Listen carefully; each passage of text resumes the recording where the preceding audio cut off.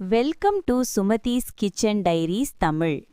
சுவையான கேரட் அல்வா செய்ய 7 யோசனைகள். 1. கேரட்டை நன்கு கழுவி தோலை சீவி மெல்லியதாக துருவவும். இது சீக்கிரம் வேக உதவும். 2.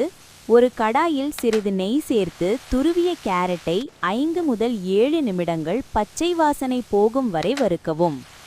3. வறுத்த கேரட்டுடன் பால் அல்லது கோவா அல்லது கண்டென்ஸ்டு மில்க் சேர்த்து கேரட் மென்மையாகும் வரை நன்கு சுண்டவிடவும். 4. கேரட் வெந்த பிறகு உங்கள் சுவைக்கேற்ப சர்க்கரை சேர்த்து அல்வா பளபளப்பாக மாறும் வரை கிளறவும். 5. ஒரு சிட்டிகை ஏலக்காய் பொடி சேர்த்து கலந்துவிடுங்கள். இது அல்வாவிற்கு நல்ல மணம் தரும். 6. மீதமுள்ள நெய்யில் முந்திரி மற்றும் திராட்சையை வறுத்து அதை அல்வாவுடன் கலக்கவும். 7.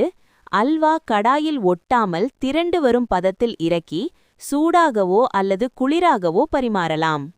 நன்றி.